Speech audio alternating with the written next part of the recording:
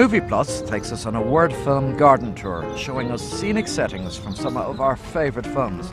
And South Carolina, here on the east coast of the USA, is no stranger to the cameras. And that's why I've come to Charleston, in the Lowcountry, a good old southern town where time really has stood still. And this kind of feel is a movie maker's dream destination, as it captures the area's southern spirit, which was needed when making the movie The Notebook. Starring Rachel McAdams and Ryan Gosling and set in 1940s South Carolina, The Notebook is a tale of first love. After a tiresome search throughout North Carolina and Virginia, the filmmakers still hadn't quite found the peaceful and rural small southern town they'd envisaged, until they came here. They fell in love with the place, and they knew it would make the perfect backdrop for their movie.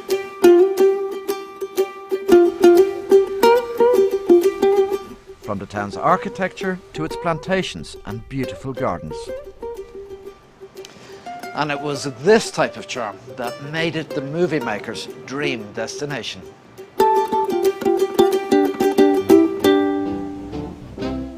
One of the couple's first scenes was set right here in Pitt Street, Mount Pleasant.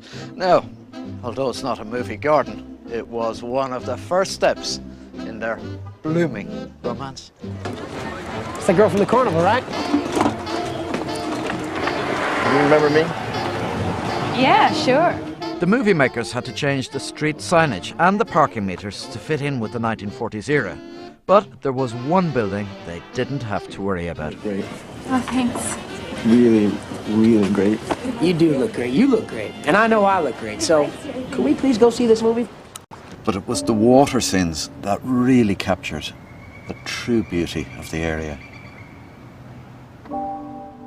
Located 30 miles outside of Charleston is Cypress Gardens, a garden literally on water. It's also the location for no less than 16 major movies and one outstanding lake scene in The Notebook.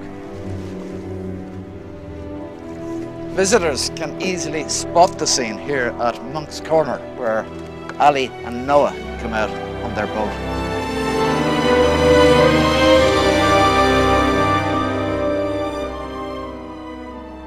Dwight Williams is the long-term director of the gardens. Is there great excitement when a movie comes to town, when the trucks pull up in the parking lot outside and when all these visitors come to create illusions? Sure, there is. You know, anytime a movie comes to town, it's big news. And with The Notebook, which was our last major picture filmed here, there was a lot of excitement, but it was kept pretty quiet. And we had the ducks, geese, and swans out here for about a month ahead of time, teaching them, the animal trainers were showing them where they wanted them to swim for the famous boat scene there. It's like a dream. Do you want to feed him? Yeah. Although the swan scene did look like a dream, I think maybe they could have used a bird that was more native to the area. What are they all doing here? I don't know. They're supposed to migrate to Guatemala Sound. They won't stay here? No. They'll go back where they came from. Swans aren't native to the area, but alligators are. They made the movie in January when those creatures were hibernating. I hope they're not any trouble today.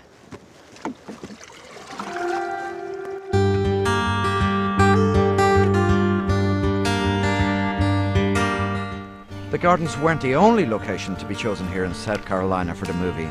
The magnificent Boone Hall Plantation is the oldest working plantation in America and the most photographed. This is the Avenue of the Oaks, a 3/4 of a mile driveway which leads up to Boone Hall, the setting for Alice Perrin's summer house in The Notebook.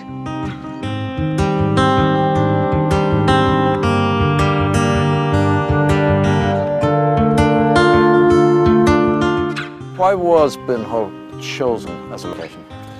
Well, The Notebook was a romance film, and Boone Hall has a lot of romance involved with it, especially down the Avenue of the Oaks. Those trees are around 300 years old. The old colonial house being as is, they wanted a house very similar to what an old plantation owner would have, and this one pretty well fitted the bill for what they exactly wanted, especially the tidal creek behind us and a lot of land out here. So they really had a lot to work with out here. Now, parts of the gardens that don't star in the movie are these beautiful flower gardens to the right and left of the main stage on each side of the house. They're absolutely beautiful, bursting with colour at this time of the year in mid-spring. I'm in heaven.